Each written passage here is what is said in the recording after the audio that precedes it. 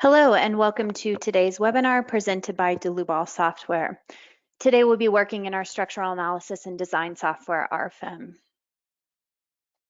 The topic for today's presentation is steel silo design in RFEM 6. My name is Amy Heilig. I'll be your presenter. I'm the CEO of the US office and also a technical support and sales engineer, and I'm located in Philadelphia, Pennsylvania. My colleagues Alex Bacon and Siska Choa will be your moderators, answering any questions you may have. They are both technical support engineers, also located in our Philadelphia office. If the control panel does seem to get in your way when you logged into this GoToWebinar, feel free to show or hide that with the orange arrow up at the top. We always want to encourage everyone to ask questions throughout the presentation. You can do so within the same dialog box. If by chance we don't get to all your questions, we'll certainly send you a follow-up email afterwards. So regarding the content over the next hour today, we will be partially modeling the structure that you see over here on the right-hand side, as well as loading and running a full analysis within our base FEA program, RFEM 6. After the analysis, we'll take it a step further to perform the surface design utilizing the stress strain analysis add-on. So this is code independent and does provide a stress design ratio for all the surfaces that you see over on the right. We'll then move on to the AISC member design at the base of the structure utilizing the steel design add-on. And finally, we'll talk about buckling considerations utilizing our third add-on, stability analysis. So we'll go ahead and begin in our main FEA program, RFEM 6. So when we do launch a new file, we'll get the dialog box that we see here called the base data. And under the add-ons, these are the various add-ons that we can go ahead and turn on or off. But for the first part of this example, we'll go ahead and leave all of these add-ons turned off and get into that a little bit later on. So we'll only be utilizing the base program RFEM 6. Now, I will be generating the load combinations automatically according to the AISC 7. You do see here many other international standards available, and we have implemented the 2022 for our load combinations. So we'll go ahead and implement that latest version there, again, for today's load combinations. So once this information is defined, you'll be brought into the main program here. And I've taken the liberty for the sake of time to define some various materials such as stainless steel, A240, grade 304, we have A53, A36, and these all just come from our material library within RFEM itself. Also some various cross sections such as some pipe shapes, MC shapes, directly from the AISC database, and then a couple of thicknesses that have already been defined, and these will come into play when we draw our surface elements. So to begin, I'm going to modify the location of this drawing grid, and I can do so by right-clicking at the bottom of the page here under Grid to edit, and to simply modify the origin coordinates to 61 feet in height. So when I click OK, we'll notice that my drawing grid is now located at this elevation.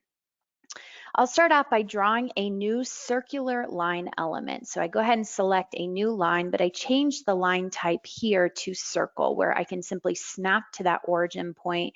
And then I can either snap to my drawing grid here, or I could directly type in the radius of 1.5 feet. I hit enter on my keyboard, and we have that initial line element generated.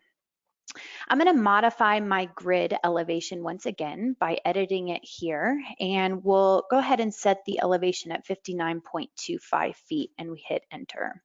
So now that grid is just sitting slightly below that line element that we just created with that circle. I will create a new line. This time the line type will stay as a single line where I snap to that circle point, and then I'm going to also snap to my second point down here on the drawing grid at 7059.25.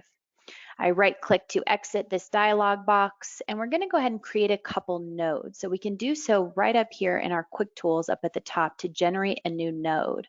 Now I could either snap to a point again on my drawing grid, or I could input in the coordinates directly at 7.17, 0, and 59.17. I hit enter on my keyboard, and we see that first node generated here off to the right.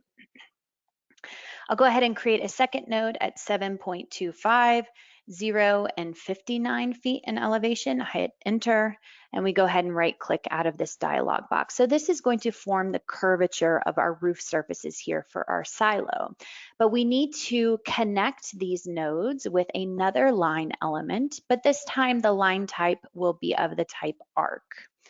When we have this line type selected, we just simply choose these 3 nodes in order. We right click and now that line is complete.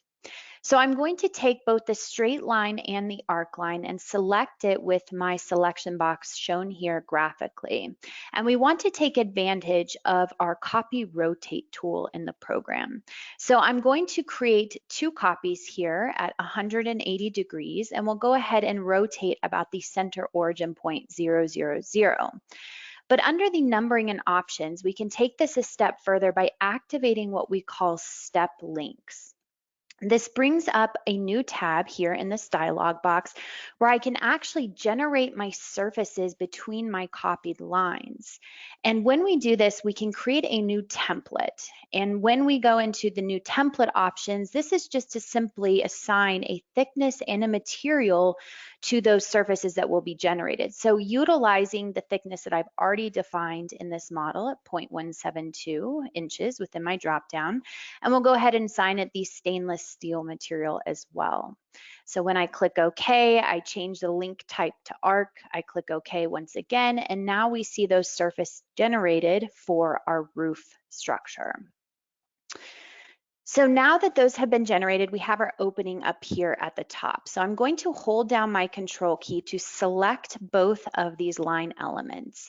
And if we right click under these menu options, we have the ability to extrude the line into a surface. So this is certainly just a time-saving option rather than manually creating this surface, that we can take the existing line and we can extrude it 1 foot in the vertical positive Z direction. So this is based on those global axes here. Once again, we want to assign a thickness and a material to this newly generated surface. So we could certainly create a new thickness here. We could open up our material library to assign a new material, but these have already been defined in our model at that 0.172 inches and our stainless steel. So we click apply and now we see that surface generated here. So this is fairly straightforward for the opening up at the top here, but what if we would like to add in an additional opening to this more complex curved quadrangle surface here? Well, we certainly have opening options up here in our quick tools, but the problem with these openings is that they must be applied to surfaces which are all in one plane. And we certainly don't have that with the curvature of our roof here with this individual surface. So how can we add an opening to it? Well, I'm going to go ahead and move this to a plan view here graphically.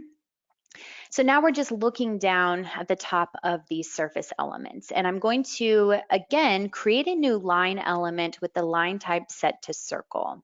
And then we would snap to our drawing grid where we would like to place this opening. And I'll go ahead and create my second click here to define the radius of that circle. So this is nothing more than a line element that's lying at the same plane as my drawing grid.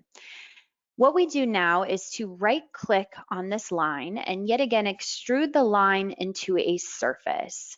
So this time we'll keep the height at 2 feet in the positive Z direction. We assign the thickness, we assign the material, and we click apply. So now we have this surface passing up through this curved quadrangle surface. Holding down my control key, I want to select both of these elements that are now intersecting. And we right click, and under the right click options, we have the ability to create an intersection between these surfaces. But new within RFEM 6, we can automatically create that opening as well where the intersection takes place. So we select that option and we automatically see the opening generated here within our curved surface. The program also broke apart this vertical surface into 2 various parts. So if we'd like to delete everything below the curved quadrangle, we can go ahead and turn this to wireframe view, and I can graphically use my selection options here and simply hit delete on my keyboard. So now what we're left with is the vertical surface here, the opening, and everything looks as it should be. So now that we're done with the roof surfaces, we want to go ahead and generate the silo walls. So I will hold down my control key to select both the front line and the rear line here at the base of the roof elements. And we're going to right click to extrude the line into a surface. Now, rather than extruding into the positive z-axis, we want to modify this to the negative z-axis. And we're going to give it a height of 38 feet. Once again, we assign the thickness and material. I'm going to keep this the same as all the other surfaces so far, and I hit apply. So now we start to see the silo walls begin to build here. Now, I'm going to create a couple transition points at the base of this structure and continue to increase the height of these silo walls.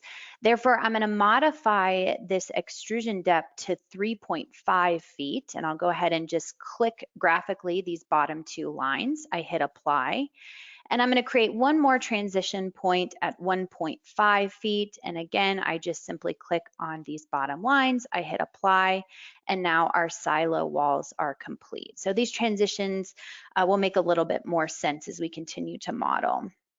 So we're now done with the majority of the silo structure itself, other than the hopper here. So we want to create a new node. So we go up here to draw a new node, and I can directly input in the coordinate points of 1.5, 0, and 5.5. I hit enter on my keyboard. And what we should see is a node generated down here at the bottom. Now I right click to exit. And we want to draw in a new straight line element, similar to what we've seen before with just a single line. And I'm going to snap to the second point here on my silo walls down to this newly generated node. And I right click to exit a couple times. I'm going to highlight this single straight line element, and I'll take advantage again of the copy rotate tool. So the program remembers I previously created two copies, 180 degrees. We're still going to take advantage of the step links here. Now, if I wanted my hopper to have an increased thickness or for whatever reason a different material, again, we could go ahead and set that information here. But I'm going to use the same information that I've already defined. So then when we copy and rotate those lines, we'll have those surfaces automatically generated here. All right, so let us talk about the ring beam. So we know ring beams, and in our case today, will be used to transition from these 1D steel members supporting the silo structure into the 2D surfaces here. But ring beams also act as wind girders for additional lateral stiffness, so it all just depends on the silo structure that we have. I'm going to create a user-defined visibility here by first selecting this line element in the center, and then I'm going to hold down my control key to select this additional line element at the bottom. I'm going to create a visibility by the selected objects, and I'll highlight these two top line elements. When I right-click, under the options here, we have the ability for manipulation and several tools available to us, including parallel lines. So this might be something that you see similar in AutoCAD, where we can simply input in the offset distance, such as 6 inches or 0.5 feet. And then we offset it based on the line's local axes. So we can see here currently it's set to -y. So we're going to offset that 6 inches from the existing line's y axes in the negative direction. I hit apply. I'm going to do the same thing at the base line here. I hit apply.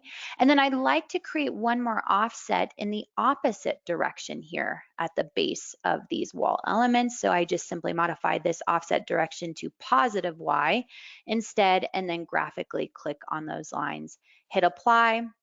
I can right click to exit out. And now we have the existing boundary lines, which will be used for those ring beam surfaces. I want to connect these nodes though with a new line element. So we go back to the general single line. I will click on the left node, the right node. I right click once to exit. I'll do the same thing on the right hand side. And then I'll create a single continuous line at the lower left and also at the lower right. So now that these boundary lines are created, we need to actually define the surfaces here that will make up that ring beam. So we can create a new surface type up here in my drop down, but we'll choose the option select boundary lines. Because those boundary lines already exist, then we can just simply put in the thickness, but this time for my ring beam, I'm going to increase the thickness to 0.5 inches. Again, that's already defined here within my model, but we could create a new thickness directly within this dialog box as well. The material, perhaps we could modify this to A36, again, available here in my dropdown. I click OK, and then what I need to do next is to select the boundary lines. So I'll select the 4 boundary lines to create the first half of that ring beam, and then we'll do the exact same workflow here for the back side of that ring beam. Same concept down here for our lower ring beam, but this time the boundary lines will be a little bit larger. And then we'll go ahead and do the same thing at the rear of the structure. So once we close those boundary lines, those surfaces are now generated and we can right click to exit. So what we'd like to do now is to generate the members here that are supporting the structure down to the foundation. And we would normally do so by drawing a new single member. And we would set the member type here under the second tab. We would go ahead and define the cross section. We would define the material. But for the sake of time, I went ahead and have done this workflow in an already saved model. So we'll go ahead and jump to this already saved model where all of these members have already been defined here.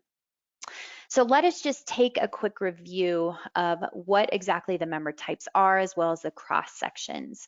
Well, under our navigator options, and specifically the second tab for our display properties, I can scroll all the way to the bottom to take a look at the colors shown here graphically, and I could change these based on the member cross section. So what this is showing me now are the various cross sections that I have defined. You'll notice for these main columns here, these have been defined as a pipe extra strong, 10-inch diameter, A53 grade B material. Now we have some smaller pipe elements here for our lateral stability as well as their horizontal members. These are just standard pipes, 5 inches in diameter. And finally up here at the top, spanning between the 2 ring beams, I have some MC shapes, again, directly from the AISC database within the program. They're just providing additional stiffness here between the transition of my silo walls to my hopper. So that covers the basic cross sections that are used, but I'm going to modify the view now to the member type. So now we have these various colors here based on the member type. And what I mean by this is if I double click on one of those main columns, you'll notice that the member type is set to beam. So beam is just anything that's a standard column or beam. By default, the member is considered fully fixed at either end unless we add in a hinge option here to release the moment, for example. But we'll leave everything fully fixed here. We also have these purple members, and the purple diagonal members are set to the member type tension only. This means that the program can only, or that these members can only take tension forces. The minute that they have a compression force, they'll be taken out of the calculation entirely. But because RFEM is a nonlinear analysis program, in a subsequent iteration, if tension forces are reintroduced, then we can also reactivate that member. And finally, we have this green member in the back, which you'll notice is a different color than the rest of our columns. So what's interesting about this member is we actually just released it in RFEM 6, and it's of the member type surface model.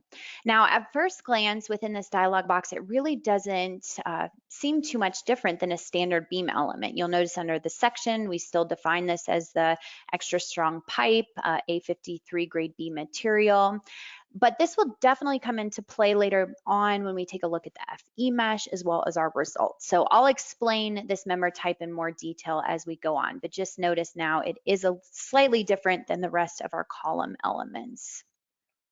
I also have placed in here some nodal supports at the base of our columns. These are just applied here directly within our quick tools.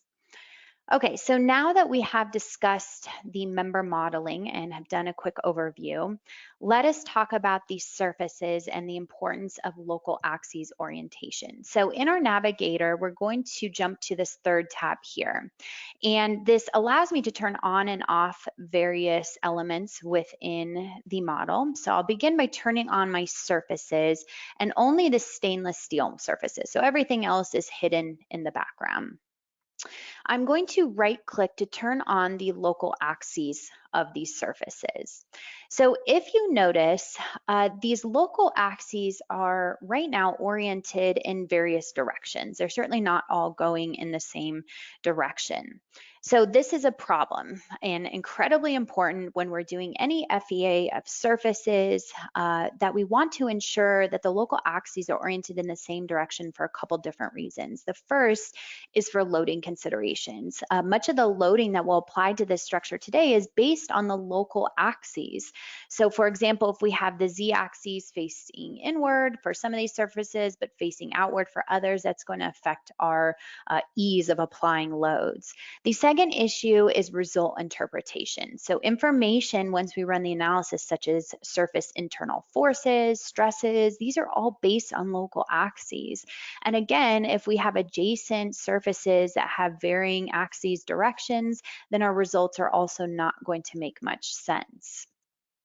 So let us begin with the local z-axes. So currently most of these surfaces here, with the exception of our hopper and with the exception of this surface in the lower left here, are all facing outward. So we can modify these by selecting them and holding down our control key. And then we can right click to simply reverse the local axis system. So now you'll notice that the z-axis is facing out for all of our surfaces. So this is certainly a good start. But the next problem is, if we take a look at these larger wall surfaces, we have the y-axis facing upward here on the left and facing downward here on the right. And the same goes for some of these other various surfaces. So I'm actually going to highlight all of my vertical surfaces, including the hopper, as well as these surfaces up here at the top by holding down my control key. Now I can easily double click on these surfaces to jump into the Edit Surface dialog box, and we want to turn on the Specific Axes option. This brings up a new tab at the top of this dialog box called Input Axes, and under this drop down we want to select the option Axes Parallel to Lines. This allows me to tell the program to orient all selected surfaces here and their y-axes parallel to a line that I can just arbitrarily choose within the model. So I can graphically select any line back here within the model, and I can easily just choose, we'll go ahead and turn on our visibility of our lines, choose this line element here, number 49, for example. Notice when I hover over it, the red arrow is showing me the line orientation from bottom to top, because that will affect how we orient our local y-axes. So I select this line number 49, I click OK through these dialog boxes, and now you'll notice that all of my local y-axes are now oriented in the vertical direction. So this takes care of those vertical surfaces, but we need to address the roof surfaces here as well. So I will select the smaller surfaces that define that curvature, as well as my two quadrangle surfaces. I'm going to create a visibility by the selected objects, and you'll notice the first problem we have is all the z-axes are facing inward.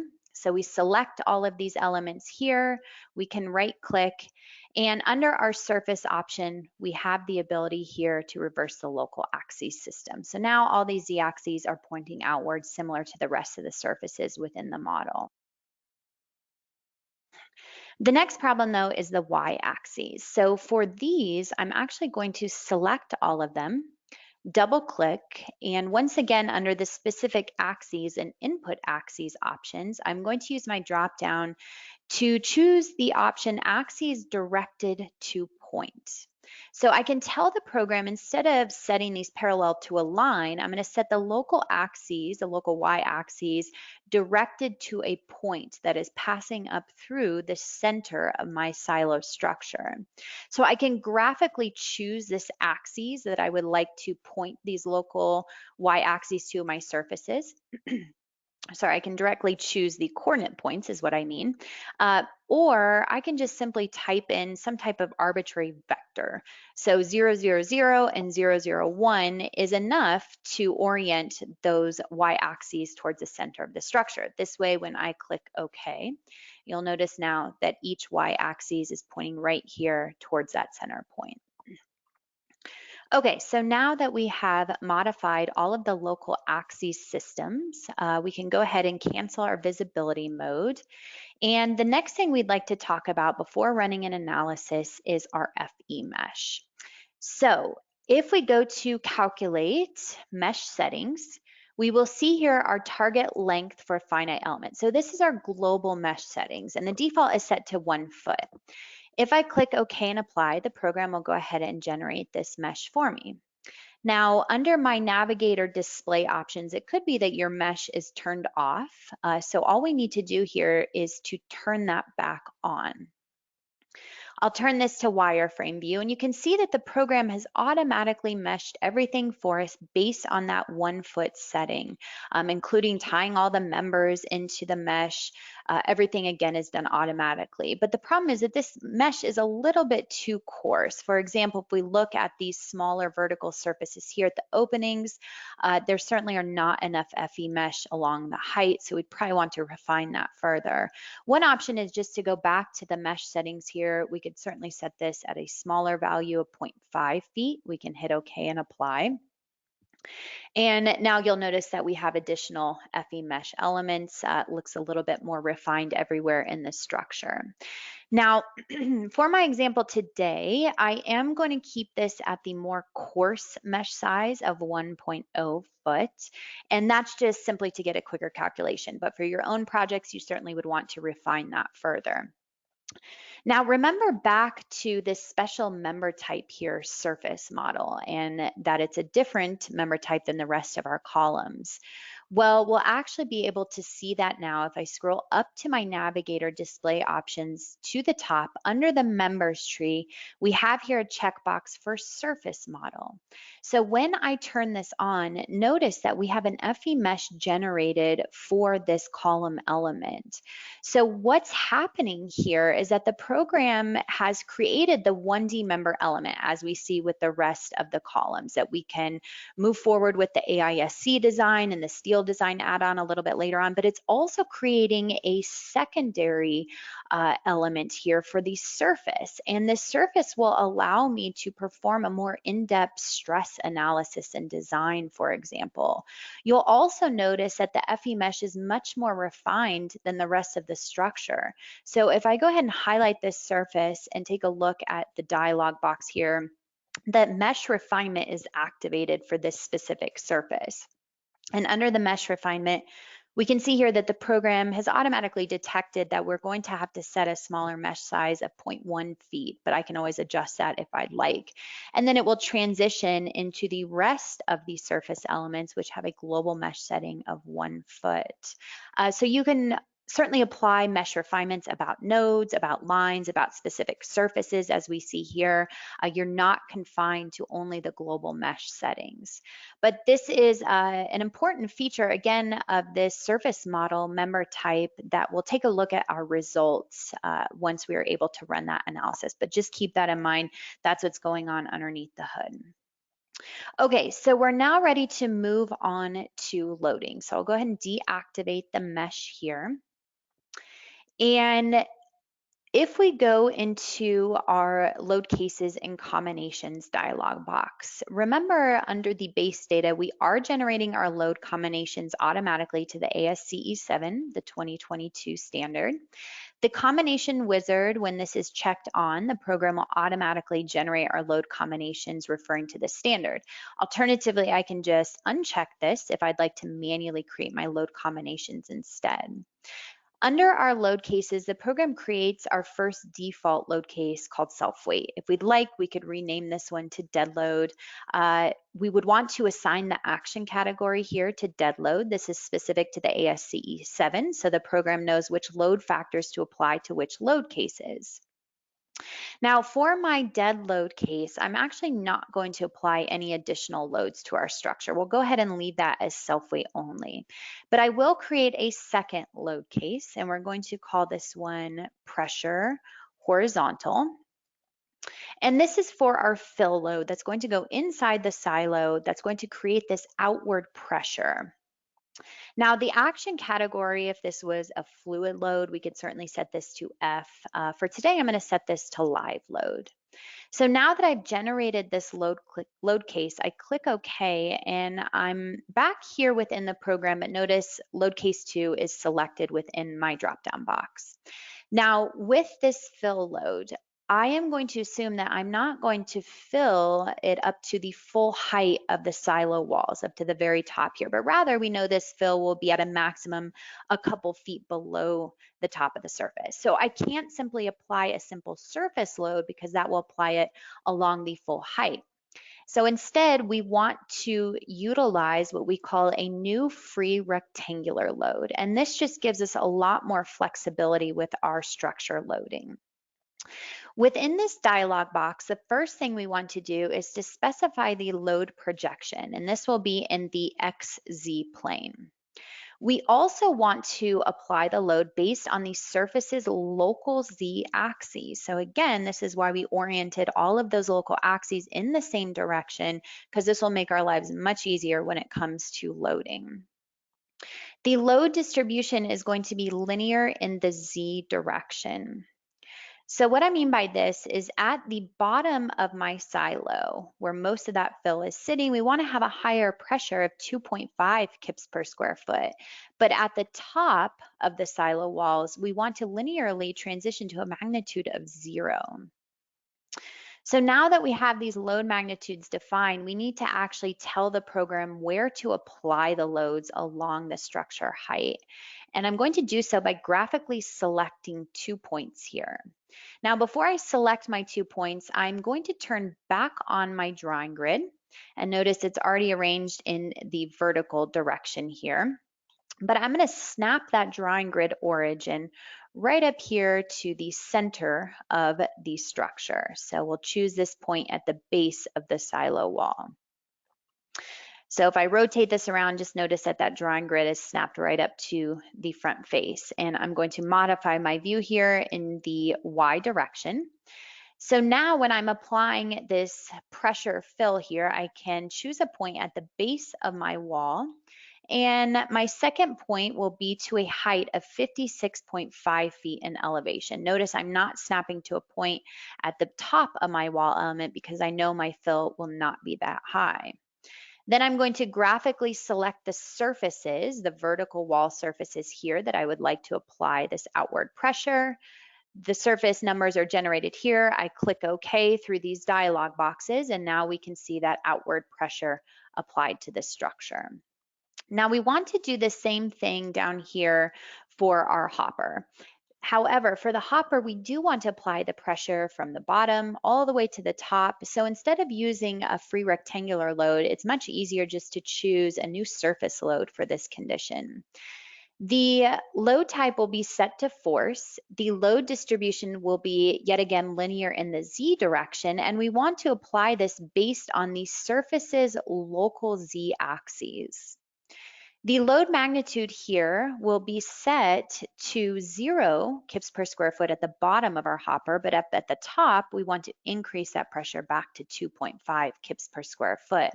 Now the program is asking me to select some nodes here to define how this magnitude should vary along the surface height.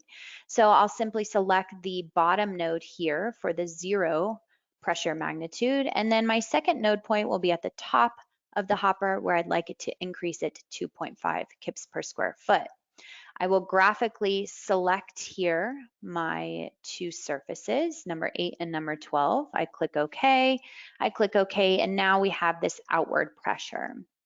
If you find that the display of your surfaces is a little bit too big, we can always right-click here under Display Properties, and this will bring us directly to this specific loading under the Display Property controls, where I can modify the size here of 1 KSF to something much smaller.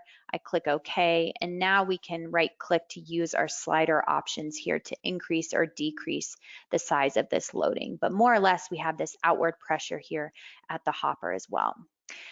So we want to move into our next load case to represent some type of friction load for our film. We're going to go back to our load cases and combinations, but this time I want to take load case 2 and I'm going to make a direct copy of it. So I now have load case 3, and we'll rename this one to pressure vertical. And I'm going to click OK to come back into the model. But what you'll notice is that now I have load case 3 available to me. And by copying the existing load case 2, I've also copied those loads. So this allows me to double click on this free load. I can modify the load direction. Instead of based on the local Z axes, I'll modify it to the local Y axes. I'm going to also change the magnitude here to negative 0.1 kips per square foot. I click OK, and now that load is automatically modified here, so I don't need to redefine the free rectangular load. I can do the same thing down here for my hopper surfaces. I'm just going to modify the load direction based on the local Y axes. I'm going to modify my load magnitude here to negative 0.1. I click OK, and now that load was also quickly modified. So there's certainly an advantage here of making a copy of that existing load case to not have to redefine those free rectangular loads and surface loads again. Now, for our final load case, we will just generate a new load case rather than making a copy. And the wind load, this will be of the type wind with the load case name set as so. The action category will, of course, be set to wind load. So now that I have this fourth load case, what I'd like to do is refer here directly to the ASCE 7 2022. And in particular, I'm looking at figure 30.10-1. So if we are designing our silo according to the components and cladding method for our wind loads, you'll notice here that we have a rather complex scenario where these wind loads will actually vary as we move around the circumference of the structure. Now, how we vary the magnitudes of the wind loads all depend on this table given here with the external pressure coefficients that are further dependent on the height to diameter ratio of our structure. So how do we apply such a complex loading as we see here in figure 30.10-1 and easily do this in RFEM? So we'll go back to the program here, ensuring that we're under load case 4 for wind load. And I'm going to, again, apply a new free rectangular load. The load projection will be in the XZ plane again, and the load direction here will also be according to the local Z axis. So this is previously similar to what we saw with the load film. The load distribution, though, will be varying along the perimeter. So notice how our picture updates over here on the right-hand side. Now we do need to give a starting load magnitude, and we're going to set this to negative 0.02 kips per square foot for our wind load. But under our second tab, this is how we can tell the program to vary this wind load as we move around the circumference of the structure. The first thing to define is that center axis point. We previously saw something similar to this before with the local axis orientation. I can either graphically select these points here within the model, or I can just more or less select a couple points that define that vector right up through the center of the structure at 0, 0, 0 and 0, 0, 1. This table down here is where I define in degrees how I'm going to vary that 20 pounds per square foot with a factor, again, as we move around the structure. So what I've done in this Excel file is to actually export out that table. And then the table was initially empty. So under this column B, I've now put in increments of 15 degrees, starting at 0 all the way up to 360 degrees. I referenced figure 30.10-1 for my specific structure to determine what those external pressure coefficients should be. And I input them in here in column C. So now back within RFEM, I have the ability to directly import in that Excel file with this button shown here. So the program will refer back to the open Excel file, and back in RFEM, we'll see all these values automatically imported, and the program will then calculate the load in this third column, again, varying as we move around the circumference. So now that this information has been input back under the main tab, what we need to do is to assign the corner points of how this load should be applied to the structure. So I'll select my 2 points here, and I want to turn back on that drawing grid, and it should still be snapped here to the front face. So we'll modify our view based on the y-axis. Now this wind load will be applied from the base of my hopper all the way up to the very top here of my silo walls. So I've defined those corner points, and lastly, I need to define the vertical surfaces here that I would like to apply this wind load.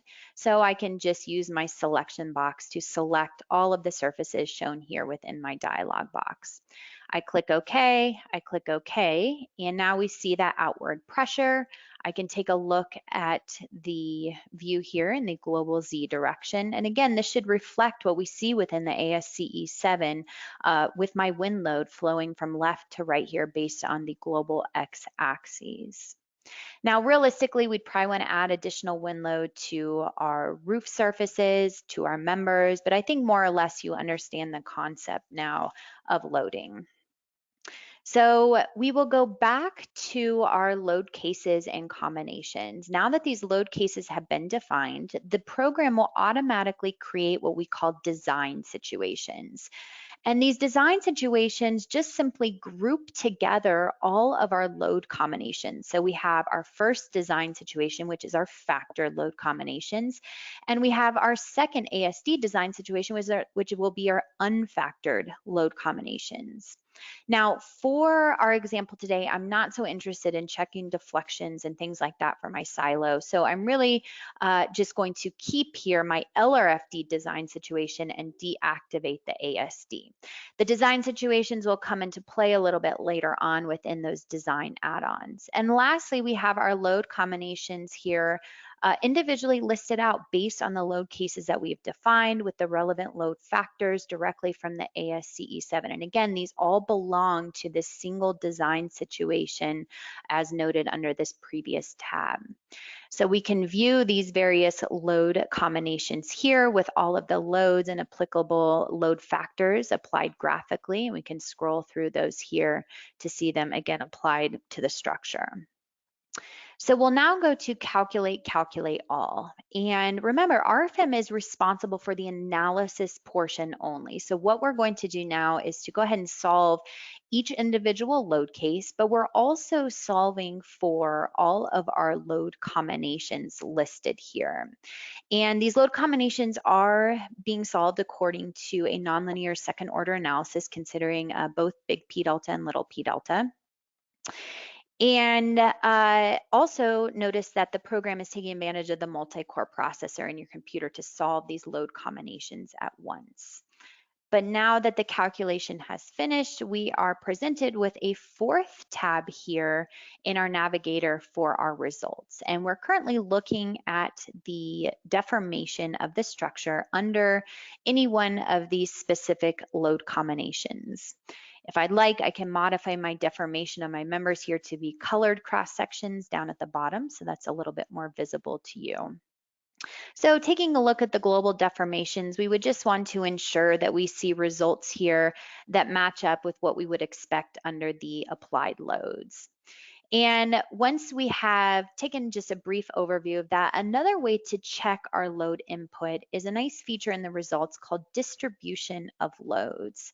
So I can back up a step to go to my wind load case. So this is the load case with only wind defined. And I'm going to set the display here based on the global x-axis. Notice that I can now see how this wind load was distributed to my surface, again referring back to the ASCE 7, where we should see varying wind loads as we move around the circumference of the structure. At the front, we're going to see that 20 pounds per square foot, but as we move around, we'll see the varying magnitudes, including a pressure or a suction in the rear of the structure.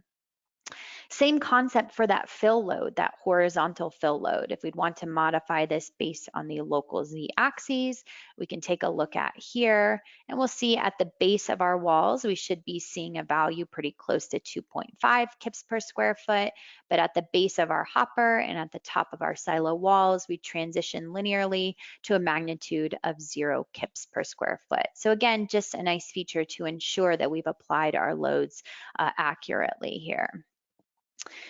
Now, in addition to checking the distribution of loads, we're likely interested in our members. And within our members, we can turn on this option here within our results to view the axial forces. We can view our shear forces, as well as bending moments in the strong axis, weak axis direction. For all members visible here, perhaps we'd like to change to these different load combinations and view our results here. This information is also available in table format under the static analysis. We can go to results by members. We see here internal forces where we could export out to Microsoft Excel. Now jumping to the results of our surfaces. So we'll go ahead and turn on our surface display here, and we could view internal forces, but I'm going to turn on my stresses, and in particular my von Mises stresses. So we currently see those von Mises stresses shown to us graphically here. But if you remember, we have this special member type that created that FEA underneath the hood in addition to the 1D member element. Well, back under my navigator display options, if I turn back on that 2D surface and I take a look at here the visibility by the selected objects, notice that we're getting stresses for that one-dimensional element because again, that 2D surface was also generated for that more in-depth stress design. So this might be very interesting for us, not only to view the internal forces in the members, but what are the stresses where it's framing into this ring beam. So keep that in mind that that's what's happening again underneath the hood. We'll go ahead and exit out of this visibility mode back to the general display here of our silo surfaces. You'll notice that currently I'm looking at the von Mises stresses, and the highest stress under this particular load combination is 229 KSI. I think we're all in agreement that this is much too high, that likely the steel material will yield at a value much lower than this. And if we take a look graphically here, we see that this is really a result of a singularity, essentially where we have all these high forces framing into this one single nodal point, when in reality, we're gonna have better load distribution. But here is a trick within the result interpretation. When you are looking at stress analysis and design, for 2D surfaces or 3D solids, it's highly recommended under the calculate result smoothing to change here the default option. So currently the program is using this smoothing algorithm to tie in all these values so that we have a nice view of the ISO lines and contour lines here back within the model. But it would be better, again, if we're doing an in-depth stress analysis and design, to change this to constant on mesh elements. So the picture won't look as nice, but your values are going to be a bit more accurate. Notice that for every FE mesh element now, it will have its own value rather than trying to tie it together all within the single surface. So notice that my values were previously set at 229 KSI for this particular load combination. When I change this to constant on mesh elements, we drop to 21 KSI. I mean, this is a very significant difference. So again, it's highly recommended to make that modification when we are doing this stress design. Okay, so now that we have taken a look at our analysis results, let us move on to the design with those specific add-ons. I am going to go back to my navigator here, and I'll right click under the member name to launch the base data. And if you remember at the beginning of the example, I showed you all of these various add-ons. Well, now we'll make the clear distinction that we're going to activate them. So everything you've seen up until this point has only been in the base program RFEM 6. So we're going to launch the stress strain analysis, the steel design, as well as structure stability. And I'll go through each one of these in that order to explain how we can perform the design on the structure. So taking a look first at the stress strain analysis, I am going to highlight my entire structure, and I can double click on my surfaces here to go into the edit surfaces dialog box. You'll notice now that we've turned on that stress strain analysis add-on, we have an additional tab here. And this is actually pretty straightforward. We have a configuration, and the program already has a default setting here that we can take a look at. So the program automatically suggests that we'd like to design these surfaces based on the normal stresses, which are turned on here. We have shear stress as well as von Mises stresses. And we can turn on the other various stresses if we're interested in designing those as well. But we get a nice formula here along with the variables and variable definitions. Now, in this second column, this is the limiting stress type. What this means is that the program needs that limit stress defined. So typically we're just going to refer directly to the material itself. For example, a 36 material would have a limiting value of 36 KSI for something like von Mises. And with these drop-down options, we can refer directly to the material, or we can set our own user-defined value if we'd like.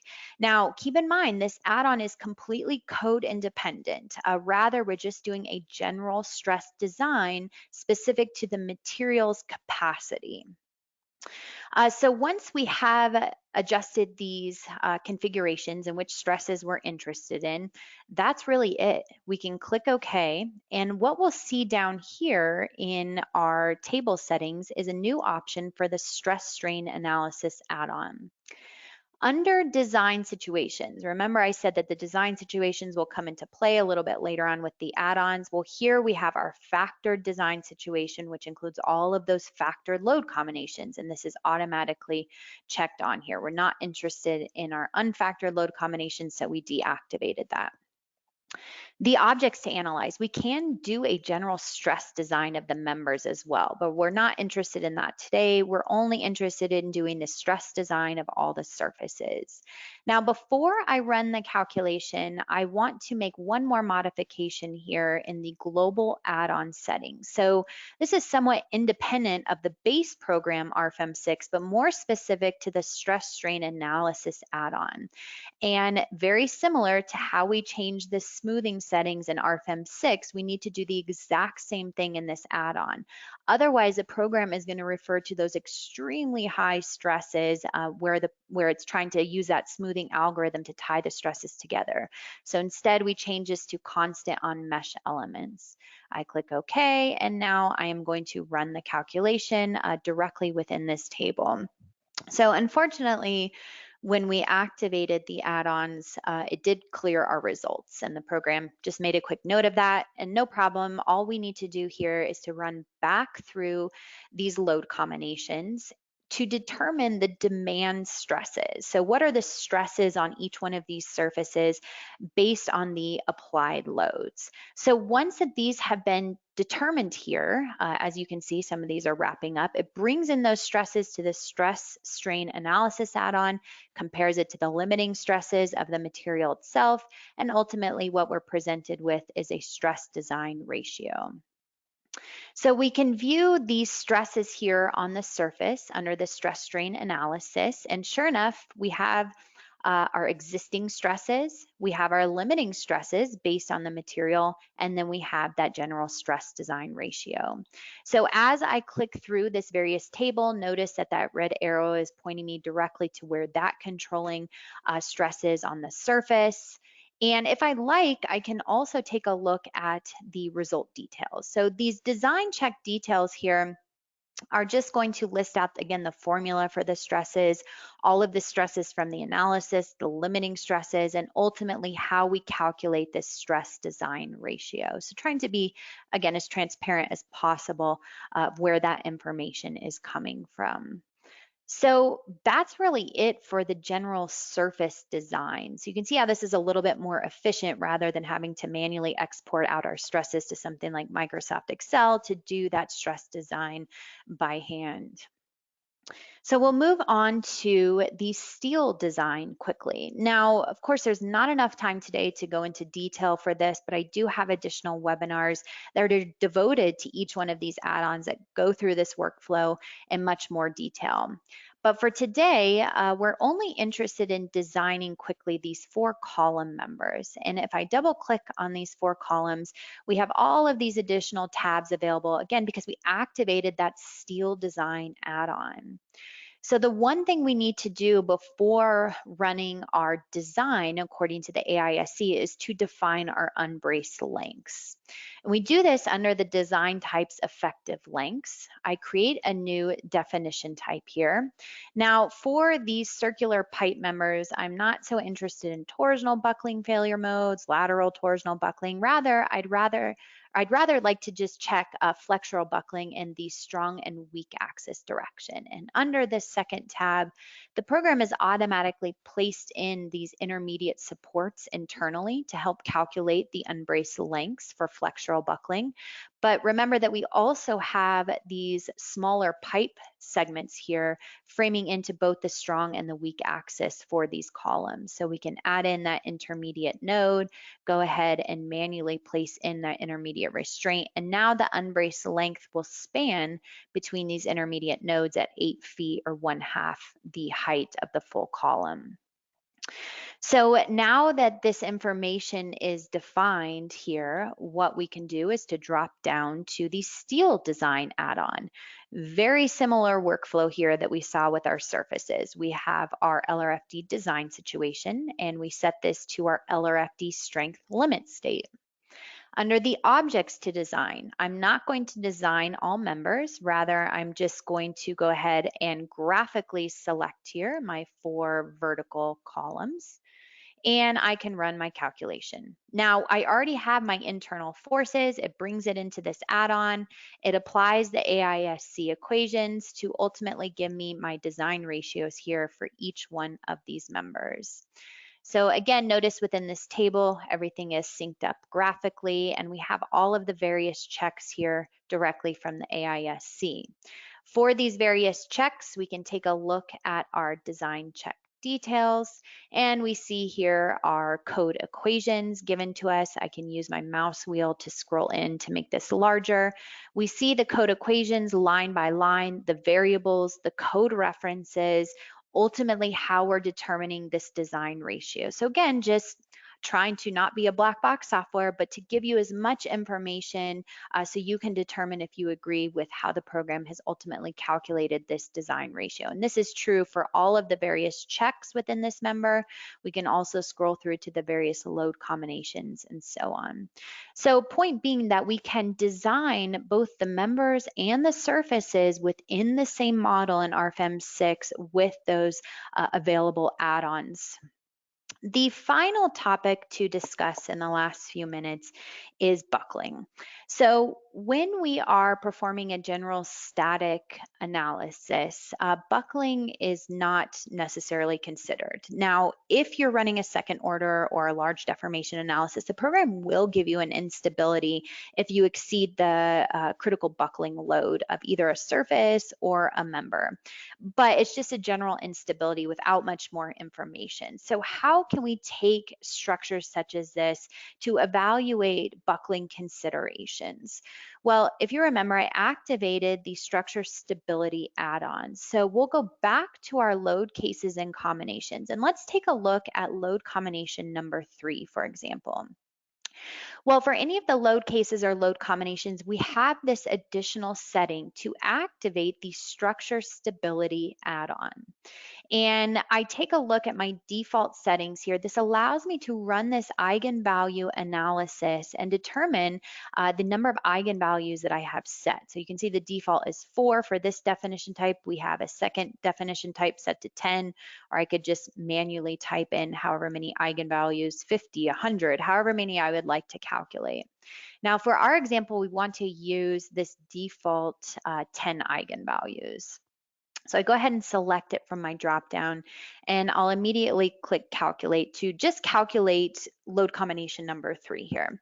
So while this is running, I just want to quickly explain what is the benefit of this add-on and kind of what's going on with the calculation right now. So we have run the static analysis load combination shown here in line 1, but line 2 is running that eigenvalue analysis. It's going to import in all of the axial loads on the surfaces as well as the members. So you certainly want to choose a load combination that has the highest gravity loads, for example. And we're going to determine the 10 failure buckling modes of the structure along with the critical load factors. So this will just help us evaluate where we may potentially have issues with buckling with the structure. So now that this is complete for load combination number 3, we can see here not only do we have the static analysis, but we have the stability analysis, and we have our 10 different eigenmodes that we solve for, as well as more or less this mode shape shown graphically on a scale of 0 to 1.0. So no magnitudes because it is an eigenvalue analysis. But we see here in the table, here is our first failure mode. So essentially it looks more or less like the racking of the entire structure with a critical load factor of 2.2. This just means that the program can handle 2.2 times the loads from load combination number 3 before we would see a failure mode as this one. If we take a look at the second failure mode, again, more or less just racking of the structure in the other direction. But then we start to see failure modes here, buckling of our column elements. And if we continue to scroll down through these, eventually we get to mode shape number 9 here. And this is where we start to see failure modes or buckling of the shell elements themselves. And I can decrease the factor here, so this is not so overwhelming, but we kind of see the buckling here of, again, the silo wall. But notice the critical load factor is 41.54. So this is extremely high. We're certainly going to see failure of our columns, for example, before we might see failure from buckling of the shell elements. If we have critical load factors that are down around 1.0, that's certainly a problem that we would probably want to increase the member sizes, increase the thickness of the shell elements. Anything below 1.0 means that the structure cannot even handle 100% of the loads from load combination number 3. So that's a major problem. But some of these higher critical load factors, really probably not so much a concern. But 2.2, 2.42, that's certainly lower and closer to that 1.0. We also have the ability in the program with the imperfection options that we can export out this buckling mode shape to deform the FE mesh before we continue on with the full static analysis. So imperfection options are available in RFEM 6, and we obviously don't have time to show you that today. But if you're interested in more about how we can deform the mesh, which we would see higher stresses then after the analysis at these locations, then certainly let us know and we'll be happy to send you more information. But essentially, more or less buckling considerations, you would want to take advantage of the structure stability add-on as we've just seen. Okay, we will go back to the PowerPoint here to conclude our presentation today. So this presentation is recorded and will be placed on the same web page that you use to register, usually within the next day. You can also download the silo structure model and open it up within the free 90-day trial version of RFEM. RFEM 6 does include all of these add-ons that you've seen. It's full capability for the trial for a full 90 days. If you have any questions about today's presentation or anything else, feel free to contact us at our Philadelphia office. Our phone number is 267-702-2815, and our email is info-us@deluwald.com. So we will have many more upcoming webinars. We certainly have some exciting new features coming up, new releases that will hold webinars on. You can register at duluwald.com under support and learning webinars. As most of you know, I tend to send out a reminder email about a week before these take place, so you can continue to sign up directly through there. PDH certificates will automatically be emailed to all participants who are here for the full presentation. That is a requirement of the states that we are pre-approved providers, that you are here for the full duration of the presentation in order to receive that PDH. It's not sent out automatically after the presentation. Please give that just about a day or so before you'll see that email come through with your PDH. Now, if you watched with a colleague or in a conference type setting and you yourself did not register for this webinar with your own name and your own email, you will need to request that PDH here at info-us@duluwald.com. So again, if you yourself did not register with your own name and own email address, please request that PDH to the email shown here. Let us know who you watched it with, and we'll certainly get that over to you. And with that said, I want to thank everyone for attending, and as always, we hope to see you at our next presentation. Thank you.